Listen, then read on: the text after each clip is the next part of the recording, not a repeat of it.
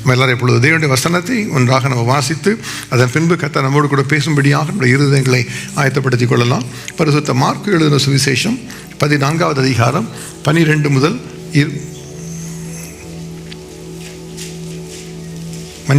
பரிசுத்த மத்தேயு எழுதின சுவிசேஷம் 21வது அதிகாரம் 10 முதல் 13 வசனங்களை நம்ம வாசிக்கலாம். மத்தேயு எழுதின சுவிசேஷம் 21வது அதிகாரம் 10 முதல் 13 வசனங்களை நம்ம வாசித்து அந்த வசனத்தின் மூலமாக கர்த்தர் நம்மோடு கூட பேசுவதற்காக ஆயத்தப்படலாம். எல்லாரும் சேர்ந்து ஒரே சத்தத்தோடு வாசிக்க போகிறோம். பரிசுத்த மத்தேயு 21வது அதிகாரம் 10வது வசனம்.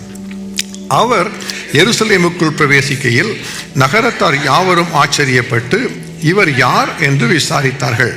அதற்கு ஜனங்கள், இவர் கலிலேயாவில் உள்ள நாசரேத்தில் இருந்து வந்த தீர்க்கதரிசியாகிய இயேசு என்றார்கள்.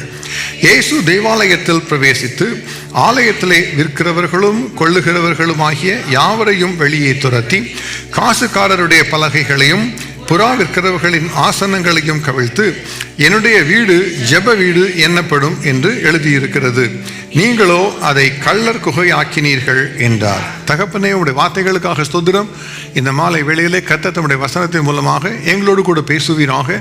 கர்த்தர் மாத்திரம் பேசுமப்பா நாங்கள் கேட்கிறோம். இயேசு கிறிஸ்துவின் நாமத்தில் ஜெபிக்கிறோம் பிதாவே, ஆமென். நாம் உட்காரலாம். இந்த மாலை வேளையிலும் கூட ஒரு பரிசுத்த வார ஆராதனைக்கென்று நம்மை கர்த்தர் ஆயத்தப்படுத்தி அழைத்து கொண்டு வந்திருக்கிறார். நம்ம எல்லாருக்கும் பல வேலைகள் உண்டு, ஒவ்வொரு கடமைகள் உண்டு, ஏதோ பல காரியங்கள் மத்தியிலும் கூட கர்த்தர் இன்றைக்கு நம்மை ஒரு திட்டத்தோடு ஒரு நோக்கத்தோடு கூட நம்மை ஆயத்தப்படுத்தி அழைத்து கொண்டு வந்திருக்கிறார். அவர் தான் நம்மை ஆயத்தப்படுத்தி கொண்டு வந்திருக்கிறவர். ஆகவே இன்றைக்கு அவர் நம்மோடு கூட பேச போகிறார். கர்த்தாவே என்னோடு கூட பேசும் என்று சொல்லி ஒரு ஆயத்தத்தோடு ஜெபத்தோடு நம்ம காத்துக்கலாம். கர்த்தர் உதவி செய்வார். இந்த வருகிற வாரத்தில், இந்த வாரம் முழுமையாக இன்றைக்கு திங்கட்கிழமையில் இருந்து வருகிற வெள்ளிக்கிழமை வரைக்கும் நம்ம கர்த்தருடைய சித்தத்தின்படியாக மகுடாபிஷேகம் முதல் முள்முடி வரை என்கிற தலைப்பிலே தேவனுடைய செய்திகளை நம்ம தியானிக்க இருக்கிறோம். மகுடாபிஷேகம் முதல் முள்முடி வரை, from coronation to a crown of thorns. Brother, இந்த ஸ்லைட்ஸ் இருக்குது, முடிஞ்சால் நீங்கள் பார்த்து போட்டிங்கன்னா நல்லாயிருக்கும். Praise God, thank you so much. மகுடாபிஷேகம் முதல் முள்முடி வரை இந்த தலைப்பை நாம் எடுத்துக்கொள்வதற்கு என்ன காரணம்? கர்த்தராகிய இயேசு எருசலேமுக்குள்ளாக வரும் பொழுது, அவர் கடைசி முறையாக எருசலேமுக்குள்ளாக வரும் பொழுது அவர் ஒரு கழுதை குட்டியின் மேலே ஏறி பவனியாக வருகிறார். அவர் யூதருடைய ராஜாவாக வருகிறார். ராஜாவாக தன்னை வெளிப்படுத்தி வருகிறார். உலகம் முழுமையாக இருந்து வந்த யூதர்கள் அங்கே கூடியிருக்கிறார்கள். அந்த பஸ்கா என்கிற அந்த பண்டிகையை கொண்டாடும்படியாக, தேவனுடைய சமூகத்தில் காணப்படும்படியாக எல்லா யூதர்களும் உலகம் முழுமையாக இருந்து சேர்ந்து வந்திருக்கிறார்கள். கிட்டத்தட்ட 3 மில்லியன் யூதர்கள் அந்த நாட்களிலே எருசலேமில் இருந்திருக்கக்கூடும் என்று சொல்லி வேத பண்டிதர்கள் கருதுகிறார்கள். அப்போ அந்த எருசலேமுக்குள்ளாக இருந்தவர்கள் 80,000 இருந்து ஒரு 1,00,000 வரைக்கும் உள்ள யூதர்கள் இருந்திருக்கலாம். ஆனால் வெளியில இருந்து வந்தவர்கள் அதிகமான பேராக இருந்தபடினால் கிட்டத்தட்ட 3 மில்லியன் மக்கள் வந்திருக்கக்கூடும் என்று கருதப்படுகிறது. அந்த கூட்டத்தினர் எல்லாரும் வரும் பொழுது, இயேசு கிறிஸ்து வருவதை பார்க்கும் பொழுது அவரோடு கூட பவனியிலே எல்லாரும் சேர்ந்து கொள்ளுகிறார்கள். இயேசு அவருக்கு ஒரு கழுதையில் ஏறி வருகிறார். சீஷர்களோடு கூட வருகிறார். அவரோடு கூட கலிலேயாவில் இருந்து ஒரு சிறு கூட்டமாகிய மக்கள் வந்திருக்கிறார்கள். ஆனால் அவர்கள் பவனியாக வருகிறதை பார்த்த உடனே எருசலேமிலே தேவனுடைய சமூகத்திலே காணப்படும்படியாக வந்திருந்த மற்ற யூதர்கள் கூட சேர்ந்து கொள்ளுகிறார்கள். ஆகவே பெரிய திரள் கூட்டமாக அவர்கள் எருசலேமுக்குள்ளாக பிரவேசிக்கிறார்கள். அப்பொழுது வரும் பொழுது எல்லாரும் அவரை யூதருடைய ராஜா என்று சொல்லி வாழ்த்துகிறார்கள். எல்லா காரியங்களையும் செய்து அவரை துதிக்கிறார்கள். ஓசன்னா என்று சொல்லி உரத்த சத்தத்தோடு கூட அவருக்காக ஜெயகோஷம் எழுப்புகிறார்கள். அது ஒரு பெரிய ஒரு மகுடாபிஷேக விழா போல இருந்தது. இயேசுவை ராஜா என்று சொல்லி ஏற்றுக்கொண்டு அவர் இன்றைக்கு எருசலேமிலே ராஜாவாக மாறப்போகிறார். பிலாத்துவுக்கு பதிலாக அவர் அரண்மனைக்குள்ளாக சென்று தன்னுடைய ராஜ்யத்தை ஏற்படுத்த போகிறார் என்கிற எதிர்பார்ப்போடு கூட ஜனங்கள் வந்திருந்தார்கள். ஆகவே தான் அந்த நாளை ஒரு மகுடாபிஷேகம் என்று சொல்லி நான் கருதுகிறேன். ஆனால் அந்த நாளில் இருந்து நடக்க போகிற எல்லாவற்றையும் இயேசுவுக்கு தெரியும். அவருக்கு தெரியும் தான் ஒரு முள்முடி ஏற்றுக்கொள்ளத்தான் போகிறார் என்பதை குறித்து அவருக்கு தெரியும். ஏதோ ஜனங்கள் கொடுக்கிற கிரீடம் அல்ல, ஆனால் அவர் தானாகவே ஏற்றுக்கொள்ளுகிற ஒரு சாபமாகிய முள்முடியை நோக்கி அவர் சென்று கொண்டிருக்கிறார் என்பது அவருக்கு தெரியும். ஆக அந்த ஞாயிற்றுக்கிழமை, அதாவது அந்த எருசலேமுக்குள்ளாக குருத்தோலை ஞாயிறு என்று வந்த அந்த நாளில் இருந்து இயேசு கிறிஸ்து சிலுவையிலே அறையப்பட்ட நாள் வரைக்கும் உள்ள எல்லா சம்பவங்களையும், முக்கியமான காரியங்களை ஒவ்வொரு நாளும் நம்ம யோசித்து அந்த மகுடாபிஷேகம் முதல் முள்முடி வரை இருந்த இயேசு கிறிஸ்துவின் பாதங்களில், அந்த பாதையிலே உள்ள சில காரியங்களை தியானித்து அதன் மூலமாக நாம் சில காரியங்களை கற்றுக்கொண்டு நம்முடைய வாழ்க்கையை அர்ப்பணித்துக் கொள்வதற்காக இந்த நாட்களை கர்த்தர் நமக்கு அருளி செய்திருக்கிறார். ஆகவே ஒவ்வொரு முறையும் வரும் பொழுது இயேசுவை மனதிலே கொள்ள வேண்டும். கடைசி வாரம் ஒரு ஊழியத்தை நிறைவேற்றுகிற நாள். அதில் இயேசு என்ன செய்தார், என்ன பேசினார், எதை வெளிப்படுத்தினார் என்பதை குறித்து தியானித்து அதை நம்முடைய இருதயத்தை உள்வாங்கி கொண்டு அதற்காக நம்ம ஜெபிக்க போகிறோம். அதற்கு தான் கர்த்தர் நமக்காக இந்த நாட்களை தருகிறார். சரி, என்ன நடந்தது? இயேசு கிறிஸ்து வந்தவுடனே அதன் பின்பு நடந்த காரியங்கள் பல காரியங்கள் எழுதப்பட்டு இருக்கிறது. அதில் இன்றைக்கு விசேஷமாக தேவாலயத்தை இயேசு கிறிஸ்து எப்படி பரிசுத்தப்படுத்தினார் என்பதை குறித்து நடந்த முதலாவது ஒரு நிகழ்ச்சியை குறித்து நாம் இன்றைக்கு தியானிக்க போகிறோம். இயேசு கிறிஸ்து எருசலேமுக்குள்ளாக வருகிறார். அவர் வேறு எங்கும் செல்லவில்லை, அவர் நேராக தேவாலயத்துக்குள்ளாக செல்லுகிறார். He cleansed the temple of Jerusalem. அதுதான் முதலாவதாக அவர் செய்த காரியம். ஒரு பெரிய அணியாக எல்லாரும் வருகிறார்கள். நாம் வாசித்த பகுதியில் பார்த்தோம், அது தெளிவாய் சொல்லப்பட்டிருக்கிறது. இயேசு நேராக தேவாலயத்தில் சென்று அதில் ஒரு பெரிய பரிசுத்தம் உண்டாகும்படியாக தேவாலயத்தை சுத்தப்படுத்தினார் என்பதை வேதம் நமக்கு தெளிவாய் கற்றுத் தருகிறது. இந்த நிகழ்ச்சியை பார்க்கும் பொழுது 4 சுவிசேஷங்களிலும் இதை குறித்து தெளிவாய் சொல்லப்பட்டிருக்கிறது. பரிசுத்த மார்க்கு அதை குறித்து மிகவும் குறைவாக, லூக்கா மிகவும் குறைவாக எழுதியிருக்கிறார், மார்க்கு சற்று அதிகமாக எழுதியிருக்கிறார், மத்தேயு இன்னும் அதிகமாக எழுதியிருக்கிறார். அதை குறித்த முழு விவரங்களையும் யோவான் சுவிசேஷகன் தான் நமக்கு தருகிறது. ஆகவே இந்த 4 சுவிசேஷத்திலும் இருந்து இந்த நிகழ்ச்சியை குறித்து நாம் அறிந்து கொண்டு அதில் உள்ள ஒவ்வொரு காரியங்களை கோர்வைப்படுத்தி நம்ம யோசிக்க போகிறோம். அதன் மூலமாக நம்ம காரியங்களை கற்றுக்கொள்ள போகிறோம். சரி, முதலாவதாக இயேசு எதற்காக இந்த எருசலேம் தேவாலயத்தை சுத்திகரிக்க வேண்டும், அதை குறித்து நம்ம யோசிக்க வேண்டியதாக இருக்கிறது. நாம் பார்க்கும் பொழுது அந்த நாட்கள் எப்படிப்பட்ட நாட்கள்? அது தேவாதி தேவன் அந்த நாளிலே ஒரு பஸ்கா பண்டிகையாக உருவாக்கி கொடுத்த ஒரு நாள். இந்த பஸ்கா என்று சொன்னால் என்ன? வெளிப்படுத்தின மன்னிக்கவும் யாத்திராகமம் 12வது அதிகாரத்தில் பார்க்கும் பொழுது அதெல்லாம் முதலாவதாக அந்த யாத்திராகமத்திலே இந்த பஸ்கா என்கிற பண்டிகையை கர்த்தர் நியமித்து கொடுத்தார். எகிப்தில் இருந்து தன்னுடைய பிள்ளைகளை அழைத்து கொண்டு வரும்படியாக தன்னுடைய தூதனை அனுப்பி எகிப்தியரின் தலைச்சங்களை சங்கரித்த நாள் தான் அந்த பஸ்கா பண்டிகையாக ஆசரிக்கப்படுகிற ஒரு நாள். அந்த நாளை தான் தேவாதி தேவன் குறித்து மோசையோடு கூட பேசி, இந்த மாதம் உங்களுக்கு வருடத்தின் பிரதான மாதமாக, அதாவது முதல் மாதமாக இருப்பதாக, இதுதான் ஆபிப் மாதம், இந்த மாதத்தை உங்களுடைய நாட்கணக்கிலே முதல் மாதமாக எடுத்துக்கொள்ளுங்கள். இந்த மாதத்திலே 14வது தேதியிலே நீங்கள் எல்லாரும் ஒவ்வொரு வருஷமும் இந்த பஸ்கா என்கிற நியமத்தை ஆசரிக்க வேண்டும், தேவனுக்காக காரியங்களை செய்ய வேண்டும் என்பதாக கர்த்தர் அவர்களுக்கு இந்த பண்டிகையை, இந்த விழாவை நியமித்து கொடுத்தார். அதற்குரிய காரியத்தை யோசித்து பார்க்கும் பொழுதே அது ஒரு பரிசுத்தப்படுத்தப்படுகிற நாட்கள் என்பதற்காகத்தான் தேவாதி தேவன் அதை கற்றுக் கொடுத்தார். வேதத்தில் பார்க்கும் பொழுது அந்த நாளிலே 5வது தேதியில் மன்னிக்கும் 10ஆம் தேதியில் இருந்து 14ஆம் தேதி வரைக்கும் 5 நாட்கள் வரைக்கும் ஒரு ஆட்டுக்குட்டியை அவர்கள் ஆயத்தமாக வைத்திருக்க வேண்டும். அந்த ஆட்டுக்குட்டியை அந்த 14வது நாள் அவர்கள் பலி செலுத்தி அந்த ஆட்டுக்குட்டியின் ரத்தத்தை எடுத்து வீட்டு வாசல் நிலைக்கால்களிலே பூசி அந்த வீட்டுக்குள்ளாக இருந்து தடியை பிடித்து கொண்டு அந்த ஆட்டை புசிக்க வேண்டும், அந்த குடும்பத்தில் உள்ள எல்லாரும் சேர்ந்து. அப்படி புசிப்பதற்கு முன்பாக கர்த்தர் சொன்ன காரியம் என்ன என்று சொன்னால், 7 நாட்கள் அளவும் அந்த வீட்டுக்குள்ளாக எங்கும் புளித்தமா காணப்படக்கூடாது என்று கர்த்தர் தெளிவாக கற்றுக் கொடுத்தார். அதாவது வீட்டை சுத்திகரித்துக் கொள்ள வேண்டும், உன்னுடைய வாழ்க்கையை சுத்திகரித்துக் கொள்ள வேண்டும், உன்னுடைய வாழ்க்கையில எல்லைகள் எங்குமே புளித்தமா காணப்படக்கூடாது, 7 நாட்கள் வரைக்கும் அது காணப்படக்கூடாது என்பதாக தேவன் தெளிவாய் கற்றுக் கொடுத்தார். யாத்திராகமம் 12வது அதிகாரம் 18 முதல் 20 வசனங்களிலே அதை குறித்து தெளிவாய் கர்த்தர் பேசிவிட்டு மறுபடியும் யாத்திராகமம் 13வது அதிகாரம் 7வது வசனத்தில் கூட அதை மறுபடியும் அவர் திரும்ப சொல்லுகிறார்.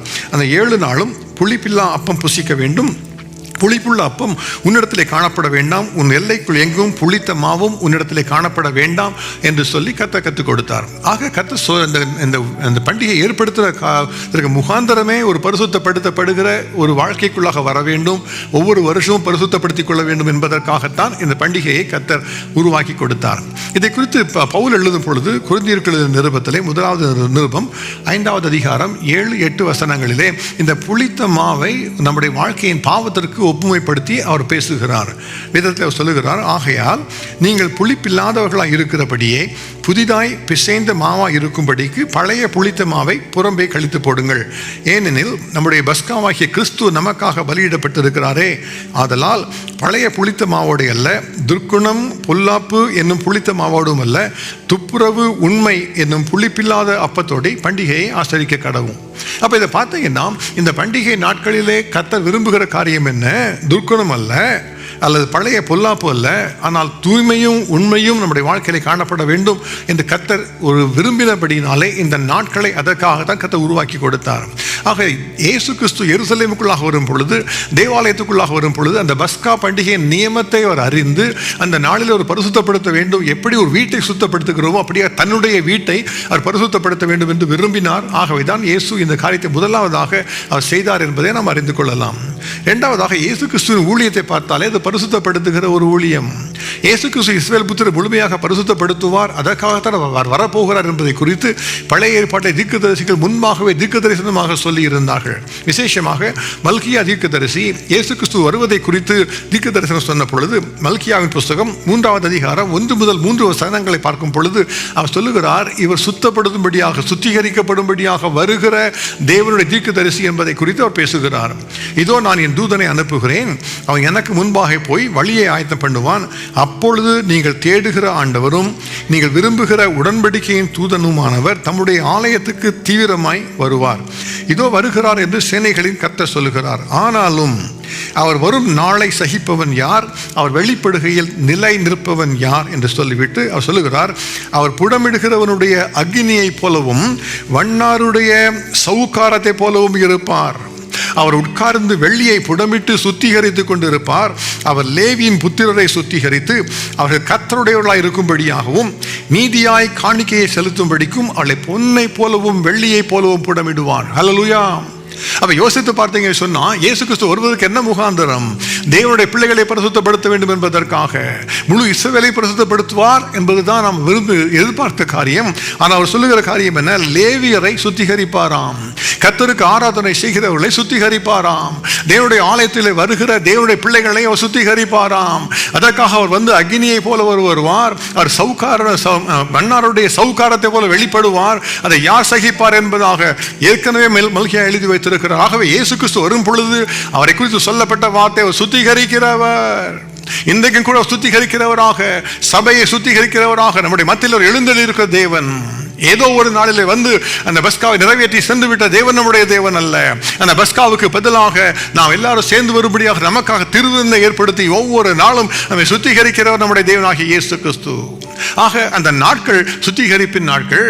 இயேசு கிறிஸ்து வந்ததற்கு முகாந்தரம் சபையை, ஊழியர்களை பரிசுத்தப்படுத்த வேண்டும் என்பதற்காக. ஆகவே அந்த சுத்திகரிப்பை அவர் மேற்கொண்டார் என்பதாக நாம் அறிந்து கொள்ளலாம். அது மாத்திரமல்ல, வேதம் சொல்லுகிறது, தேவனுடைய பிரசன்னம் வந்து சுத்திகரிக்கும் பொழுது மாத்திரம்தான் ஒரு அதிசயம், அற்புதங்கள் நடக்க முடியும், தேவனுடைய மகிமை காணப்பட முடியும், ஆசீர்வாதம் விளங்க முடியும் என்பதை இயேசு அறிந்திருந்தார். ஒரு மனிதனுடைய வாழ்க்கையிலே, ஒரு சபையின் வாழ்க்கையிலே பரிசுத்தம் காணப்படுகிற வரைக்கும் தேவன் ஆசீர்வதிக்க முடியாது. என்றைக்கு கர்த்தர் பரிசுத்தத்தை தருகிறாரோ அப்பொழுதுதான் ஆசீர்வாதம் கடந்து வர முடியும். அதை குறித்து வேதம் சொல்லுகிறது. சகரியாவின் புஸ்தகம் 13வது அதிகாரம் 7-8 வசனங்களிலே தெய்வம் தெளிவாக இயேசு கிறிஸ்துவை குறித்து எழுதப்பட்டிருக்கிறது. சொல்லப்படுகிற வார்த்தை என்ன? பட்டயமே என் மேய்ப்பன் மேலும் என் தோழனாகிய புருஷன் மேலும் எழும்பு என்று சேனைகளின் கர்த்தர் சொல்லுகிறார். மேய்ப்பனை வெட்டு, அப்பொழுது ஆடுகள் சிதறி போகும். ஆனாலும் என் கரத்தை சிறுவர் மேல் திரும்ப வைப்பேன். தேசம் எங்கும் சம்பவிக்கும் காரியம் என்னவென்றால், அதில் இருக்கிற 2 பங்கு மனுஷர் சங்கரிக்கப்பட்டு மாண்டு போவார்கள், 3ஆம் பங்கோ அதில் மீதியா இருக்கும் என்று சொல்லி கர்த்தர் தீர்க்கதரிசனத்தை சொல்லி இருக்கிறார். அப்ப இயேசு கிறிஸ்து வெளிப்படும் பொழுது அவர் மேய்ப்பராகத்தான் வெளிப்படுகிறார், ஆனால் அவர் சங்கரிக்கப்பட போகிறார் என்றெல்லாம் சொல்லிவிட்டு அப்பொழுது சொல்லப்படுகிற வார்த்தை என்ன? தேசத்திலே 3ல் 2 பங்கு மாண்டு போவார்களாம், ஆனால் ஒரே ஒரு பங்கு மாத்திரம் மீதியா இருக்கும். அந்த ஒரு பங்கை நான் ஆசீர்வதிக்க விரும்புகிறேன் என்று கர்த்தர் சொல்லுகிறார். யோசித்து பாருங்க, there is a remnant that God always has in every generation, every season. When God comes in there, he always leaves for himself a remnant, and with that remnant he blesses and he prevails and he glorifies his name. அதுதான் எப்பொழுதுமே கர்த்தர் செய்கிற காரியம். இந்த சகரியாவின் புத்தகத்தில் சொல்லப்படுகிற காரியம் என்ன? நான் 2 பங்கு மாண்டு போனாலும் கூட 3வது பங்கை நான் மீதியாக வைப்பேன் என்று சொல்லிவிட்டு 19வது வசனத்தில் சொல்கிறார். சகரியா 13:9 அவர் சொல்லுகிறார், அந்த மூன்றாம் பங்கை நான் அக்னிக்கு உட்பட பண்ணுவேன். வெள்ளியை உருக்குகிறது போல அவர்களை உருக்கி, பொன்னை புடமிடுகிறது போல அவர்களை புடமிடுவேன். அவர்கள் என் நாமத்தை தொழுது கொள்வார்கள், நான் அவர்கள் விண்ணப்பத்தை கேட்பேன். இது என் ஜனம் என்று நான் சொல்லுவேன், கர்த்தர் என் தேவன் என்று அவர்கள் சொல்லுவார்கள். அதுதான் கர்த்தர் நமக்கு என்று கொடுத்திருக்கிற ஒரு பெரிய ஒரு வாக்குத்தத்தம். உங்களையும் என்னையும் கர்த்தர் மீதியாயிருக்கிற ஜனமாய் வைத்திருக்கிறார். ஜனத்திலே மாண்டு போகாதவர்களாக தேவனுக்காக நிற்கிறவர்களாக கர்த்தர் வைத்திருக்கிறார். ஆனால் கர்த்தரிடத்தில் எதிர்பார்க்கிற ஒரு காரியம் ஒன்று உண்டு, அதுதான் பரிசுத்தம். அந்த 3 பங்குல 2 பங்கு மாண்டு போய்விட்டார்களே, மற்ற 3வது பங்கு நீதியாய்த்தான் இருப்பார்களே என்று நாம நினைக்கலாம். கர்த்தர் சொல்லுகிற காரியம் என்ன? அந்த 3வது பங்கைத்தான் நான் அக்னிக்கு உட்படுத்துவேன், அவர்களைத்தான் நான் சுத்திகரிப்பேன், வெள்ளியை போல சுத்திகரிப்பேன், பொன்னை போல புடமிடுவேன், அதன் பின்பு நான் அவருடைய விண்ணப்பத்தை கேட்பேன், அவர்களின் ஜனமாய் இருப்பார்கள். இன்றைக்கு நீங்களும் நானும் ஜெபிக்கிற ஜெபம் கேட்கப்பட வேண்டும் என்று சொன்னால் நான் முதலாவதாக பரிசுத்தப்படுத்தப்பட வேண்டும், அக்னிக்குள்ளாக வருவது போல பரிசுத்தப்படுத்தப்பட வேண்டும். அதற்காகத்தான் இயேசு இந்த நாளிலே கூட எருசலேமுக்குள்ளாக வந்தார். இதற்கு சொல்லப்படுகிறது மல்கியாவின் புஸ்தகம் 3வது அதிகாரம் 4வது வசனத்திலே எல்லா சுத்திகரிப்பை குறித்து சொல்லிவிட்டு அவர் ஒரு ஆசீர்வாதத்தை அவர் தருகிறார். அவர் எப்படி இருக்க வேண்டுமா? அந்த லேவியின் புத்திரரை சுதந்தரித்து அவர்கள் கர்த்தருடையவர்களாக இருக்கும்படியாகவும் நீதியாய் காணிக்கையை செலுத்தும்படிக்கும் அவளை பொன்னை போலவும் வெள்ளியை போலவும் புடமிடுவார். அப்பொழுது பூர்வ நாட்களிலும் முந்தின வருஷங்களிலும் இருந்தது போல யூதாவின் காணிக்கையும் எருசலேமின் காணிக்கையும் கர்த்தருக்கு பிரியமாயிருக்கும். இதை யோசித்து பார்த்தீங்கன்னா, கர்த்தர் அங்கே வரும் பொழுது அந்த எருசலேம் தேவாலயம் நடந்த எல்லாத்தையும் யோசித்து பார்க்கும் பொழுது கர்த்தர் தமக்காக கொடுக்கப்படுகிற காணிக்கைகளை ஆசீர்வதித்து ஏற்றுக்கொள்ள விரும்புகிறார். அந்த காணிக்கைகளை ஒரு கர்த்தர் விரும்பாத ஒரு காணிக்கையாக அல்ல. பழைய ஏற்பாட்டை பார்க்கும் பொழுது கர்த்தர் பல முறையில் சொல்லி இருக்கிறார், உன்னுடைய காணிக்கையை நான் விரும்புகிறது இல்லை என்றெல்லாம் சொல்லி இருக்கிறார். கர்த்தருக்கு பிரியமில்லாத ஜனத்தின் கையில் இருந்து அது காணிக்கை கூட ஏற்றுக்கொள்வதில்லை. ஆபேலும் கொண்டு வந்தார்கள் காணிக்கையை. ஆபேலையும் அவருடைய காணிக்கையும் தான் கர்த்தர் அங்கீகரித்தார். காயினோட காணிக்கையை கர்த்தர் அங்கீகரிக்கவில்லை. அப்போ கர்த்தர் என்ன சொல்லுகிறார்? நான் யாரை பரிசுத்தப்படுத்துகிறேனோ அவர்கள் மூலமாக நான் காணிக்கையை மறுபடியும் ஏற்றுக்கொள்ளுவேன், அவர்களுக்கு எனக்கு பிரியமாக இருப்பார்கள் கர்த்தர் சொல்லுகிறார். ஆகவே தான் கர்த்தர் இயேசு கிறிஸ்து நாளிலே எருசலேமிலே தேவாலயத்தை பரிசுத்தப்படுத்தும்படியாக இருக்கிறார். யோசித்து பாருங்க, அது ஒரு பஸ்கா பண்டிகை நாள், பரிசுத்தத்திற்காக நியமிக்கப்பட்ட ஒரு நாட்கள். இயேசு கிறிஸ்து பரிசுத்தத்தை கொடுப்பதற்காக வந்த ஒரு தேவன், சுத்திகரிப்பதற்காக வந்தவர். 3வதாக நம்முடைய ஜெபம் கேட்கப்படும்படியாக நம்ம தேவனுடைய சமூகத்திலே ஆசீர்வாதமாக இருக்கும்படியாக முதலாவதாக சுத்திகரிப்பை அவர் அனுப்ப விரும்பினார். ஆகவே தான் இயேசு கிறிஸ்து அந்த நாளிலும் கூட எருசலேமிலே தேவாலயத்தில் சென்று அவர் முதலாவதாக சுத்திகரிப்பை உண்டு பண்ணினார். இப்போ அந்த இயேசுவை குறித்து நம்ம 3 காரியங்களை யோசித்து பார்க்க போகிறோம். அவர் சுத்திகரிப்பின் ஆண்டவராக ஆயிற்றே, அந்த நாட்களில் நடந்த காரியங்களை குறித்து யோசித்து இயேசு எப்படிப்பட்டவர் என்பதை குறித்து அதன் மூலமாக அறிந்து கொண்டு நம்முடைய வாழ்க்கையில் எப்படிப்பட்டவராக இருப்பார், நாம் எப்படி அவரை ஏற்றுக்கொள்ள வேண்டும் என்பதை குறித்து நம்ம தியானித்து நம்ம ஜெபிக்க போகிறோம். முதலாவதாக இயேசு எப்படிப்பட்டவராக வெளிப்பட்டார்? இயேசு கிறிஸ்து அவர் மிகுந்த ஒரு பக்தி வைராக்கியம் உள்ளவராக அவர் வெளிப்பட்டார். Jesus Christ had a great zeal for the Father's house. அவர் எப்படிப்பட்டவர் தெரியுமா? அவர் தம்முடைய சபையை குறித்து, தேவனுடைய வீட்டை குறித்து பக்தி வைராக்கியம் உள்ளவராக எழுந்தெழுகிற தேவன். அவர் சொல்லுகிறார், அவர் வைராக்கியத்தோடு தம்முடைய ஜனங்களை ஆசீர்வதிக்கிறவர், வைராக்கியத்தோடு எழுந்தெழுகிற தேவன் என்று அவரை குறித்து பல இடங்களில் வேதம் கற்றுத் தருகிறது. வேதம் சொல்லுகிறது, யோவான் எழுதின நிருபம் 2வது அதிகாரம் 17வது வசனத்திலே, உம்முடைய வீட்டை குறித்து உண்டான பக்தி வைராக்கியம் என்னை பட்சித்தது என்று எழுதியிருக்கிறதை அவருடைய சீஷர்கள் நினைவு கூர்ந்தார்கள். அப்ப இயேசு இந்த தேவாலயத்துக்குள்ளாக வந்தவுடனே அவர் செய்த எல்லா கிரியைகளையும் கண்டு முதலாவதாக சீஷர்கள் அறிந்து கொண்டது என்ன?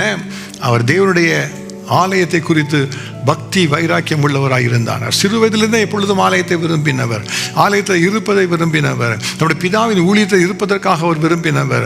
எப்பொழுதுமே ஆலயத்தை குறித்து அவர் மிகவும் சந்தோஷமாக மேன்மை பாராட்டினவர். எப்பொழுதுமே ஆலயத்தில் இருக்கிற ஒருவராக தான் அவர் காணப்பட்டார்.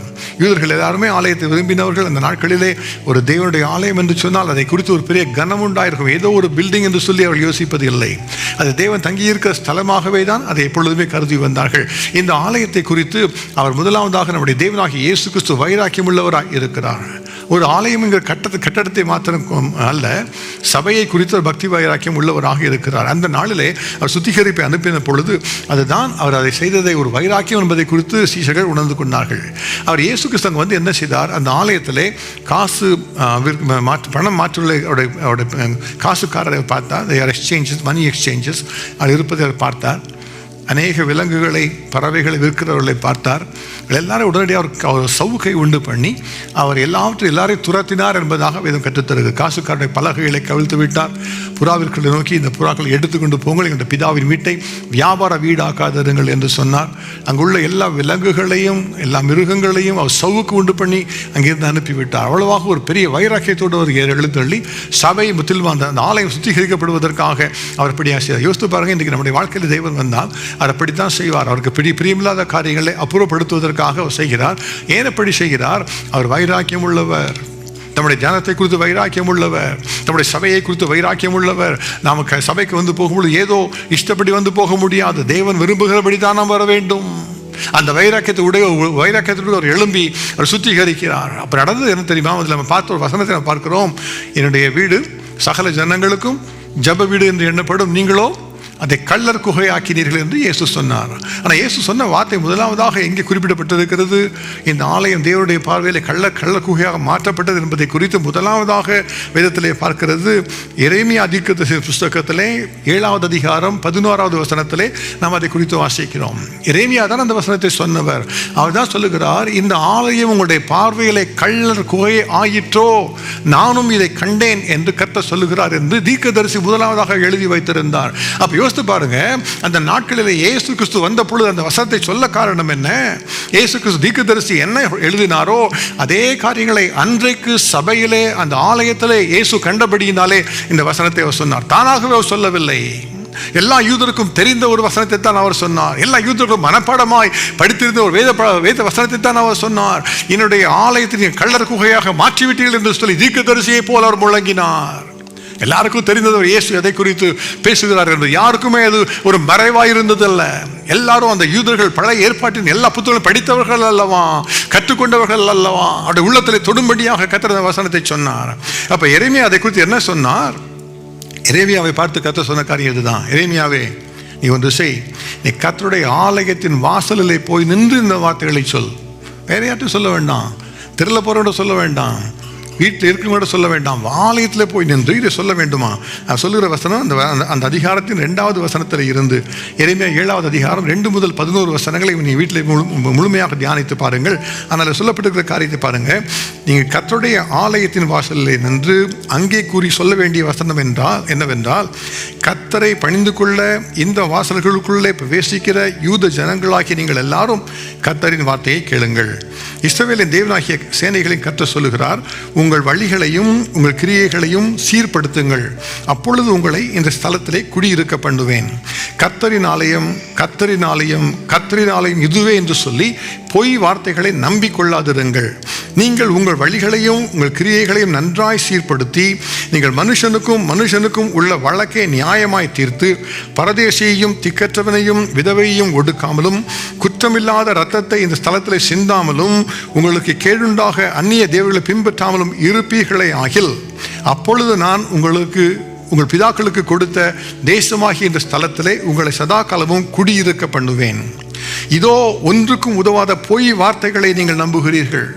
நீங்கள் திருடி, கொலை செய்து, விபச்சாரம் பண்ணி, பொய் ஆணையிட்டு, பாகாலுக்கு தூபம் காட்டி, நீங்கள் அறியாத அந்நிய தேவர்களை பின்பற்றி பிற்பாடு வந்து என் நாமம் தரிக்கப்பட்ட இந்த ஆலயத்தில் எனக்கு முன்பாக நின்று இந்த அருவருப்புகளை எல்லாம் செய்வதற்காக விடுதலை பெற்றிருக்கிறோம் என்று சொல்லுவீர்களோ?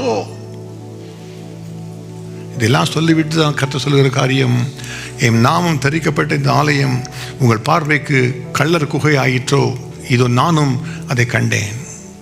தேவனுடைய ஆலயத்தில் வருகிற நாம் பயபக்தியோடு வர வேண்டும். தேவனுக்கு எல்லாம் தெரியுங்கிற ஒரு பயத்தோடு தான் வர வேண்டும். அதை தேவாதி தேவன் எரேமியாவுக்கு வெளிப்படுத்தி வார்த்தைகளை சொல்லி முடித்த பின்பு அதைத்தான் இயேசு மறுபடியுமாக ஞாபகப்படுத்தி அந்த நாட்களிலே இருந்த ஆலயத்திலே அந்த வார்த்தையை மறுபடியுமாக தேவன் சொல்லுகிறார். எரேமியா தீர்க்கதரிசி உரைத்த பொழுது இருந்த ஆலயம் வித்தியாசமான ஒரு ஆலயம். அந்த ஆலயம் அழிக்கப்பட்டு போயிடுச்சு. அந்த அதிகாரத்தை முற்றிலுமாக வாசித்து பார்க்கும் பொழுது தேவன் மிகுந்த மனவேதனையோடு சொல்லுகிறார், சீலோவில் என்னுடைய வாசஸ்தலத்தை நான் ஸ்தாபித்து வைத்திருந்தேனே, அதில் என்ன நடந்தது போய் பாருங்கள் என்று சொல்லி சீலோவை குறித்து கர்த்தர் அந்த இடத்துல பேசுகிறார். சீலோவில் நடந்த காரியம் என்ன? அங்கே இருந்த தேவனுக்கு ஊழியம் செய்த ஊழியக்காரர்கள், கர்த்தருக்கு பிரியமில்லாமல் நடந்தபடியினாலே கர்த்தர் அந்த ஸ்தலத்தை ஒரு சாபமும் பாழுமாக மாற்றி போட்டு விட்டார் என்று கர்த்தரே அந்த இடத்தை சொல்லுகிறார். அந்த எரேமியா அந்த அதிகாரத்தை வாசித்து பார்க்கும் பொழுது இருதயம் நடுங்கும்படியாக கர்த்தர் பேசுகிறார். நமக்கெல்லாம் அந்த நடந்த சம்பவங்கள் தெரியும். ஒரு பெரிய ஒரு ஊழியக்காரராக இருந்தவர் தான் ஏலி என்கிறவர். அந்த ஏலியுடைய சொந்த மகன்கள் ஓப்னியும் பினேகாசும் கர்த்தருக்கு விரோதமான காரியங்களை செய்து கர்த்தருக்கு பலிகளை கொண்டு வரும் பொழுது தங்களுடைய இஷ்டப்படியாக நடந்து கொண்டார்கள். வரும் பொழுது ஒரு இறைச்சியை கொண்டு வந்து அவங்க கேட்பாங்களாம், பார்த்து எங்கள் ஆசாரியருக்கு ஃப்ரை பண்ணத்தை வேணும்ப்பா, நீங்கள் தான் வேக வச்சுலாம் சாப்பிட மாட்டார், அதனால் முதலே போய் கொடுத்து விடு என்று கட்டாயப்படுத்தி எடுத்துக்கொள்ளுவார்களாம். அவர்கள் ஒரு பானையை சமைத்து கொண்டு இருக்கும் பொழுது முக்கூரில் ஒரு ஆயுதத்தை கொண்டு வந்து இவ்வளோ குத்துவார்கள். அதில் இவர்களெல்லாம் எடுத்துக்கொண்டு இதெல்லாம் ஆசாரியருக்கு எடுத்துக்கொண்டு போய்விடுவார்கள். கர்த்தர் நியாயமாக ஆசாரியருக்கு என்று காரியங்களை கட்டளையிட்டு வைத்திருந்தார். ஆனால் இவர்களோ நியாயத்துக்கு புறமாக வருகிற மக்கள் கர்த்தருடைய காணிக்கையை அற்பமாக ஒரு வெறுப்பாக எண்ணும்படியாக நடந்து கொண்டார்கள். ஆகவே கர்த்தர் எழும்பி வந்தார், அந்த ஸ்தலத்தை ஸ்தபித்து போட்டு விட்டார். அதன் பின்பு மறுபடியும் எரேமியாவை குறித்து கர்த்தர் சொல்லும் பொழுது இந்த எல்லா சாபங்களையும் பாவங்களை செய்துவிட்டு அதற்காக நீங்கள் ஆலயத்துக்கு வருவீர்களோ என்று கர்த்தர் கேட்டார். இப்பொழுது இயேசு கிறிஸ்து வந்திருக்கிறார். நம்முடைய ஆலயத்துக்குள்ளாக வரும் பொழுது உரிமைக்காரரான நம்முடைய தேவனாகிய கர்த்தர் வரும் பொழுது மறுபடியும் அது என்ன நடக்குது என்று பார்க்கிறார். ஒரு புறத்திலே காசுக்காரர் உட்கார்ந்து இருக்கிறார்கள், மறுபுறத்திலே புறாக்களை விலங்குகளை விற்கிற வைத்து வந்திருந்தார்கள். அந்த நாட்களில் செய்த காரியங்கள் என்ன நடந்தது? முதலாவதாக அந்த ஆலயத்திலே வரி கட்டுவார்கள். அந்த ஆலயத்தில் வரி கட்டுவதற்கு ஒரு குறிப்பிட்ட பணத்தை தான் பெற்றுக்கொள்வார்களாம். தீரியர் என்று சொல்லப்பட்ட ஒரு தீரியர்களுடைய பணத்தை பெற்றுக்கொள்வார்கள். திரியன் shilling, Syrian coin, Syrian shekel, அதை மாத்திரம்தான் பெற்றுக்கொள்ளுவார்கள். அப்போ இங்கே வருகிற மக்கள் உலகம் முழுமையாக இருந்து வருகிறார்கள். கொண்டு வருகிற அந்த பணம் அந்த டிரியன் ஷேக்கலாக இருக்காது. அதற்கு பின்னால் ரோம சாம்ராஜ்யத்தை பணத்தை கொண்டு வருவார்கள், அல்லது கிரேக்க பணத்தை கொண்டு வருவார்கள். பாளையத்தை சொல்லுவாங்க, இதெல்லாம் செல்லாதுப்பா, நீ எனக்கு என்ன செய்யணும், லோக்கல் கரன்சி மாற்றி கொடு அப்படின்னு சொல்லுவாங்க. இப்போ கரன்சி மாற்றணுமே, அதற்காக காசுக்காரில் வைத்திருப்பாங்க. அதில் எக்ஸ்சேஞ்ச் ரேட் மூலமாக அதிகமான பணத்தை கொள்ளையடிப்பதை போல பெற்றுக்கொண்டார்கள். எல்லா ஜனங்களும் தேவனுடைய ஆலயத்துக்கு வரணும்னு சொல்லி வந்தாங்க. அதை பார்த்து அந்த காசுக்காரர்களை வைத்து அவள் ஆலயத்தின் கட்டுப்பாட்டுக்குள்ளாக இருந்து ஆலயத்துக்கு என்று வருமானம் வரும்படியாக அப்படியான காரியங்களை அவள் செய்தார்கள். அது மாத்திரமல்ல, வருகிறெல்லாம் ஒரு பலியை கொண்டு வர வேண்டும். கொண்டு வருகிற பஸ்கா ஆட்டுக்குட்டியை கொண்டு வந்து காண்பிக்க வேண்டும்.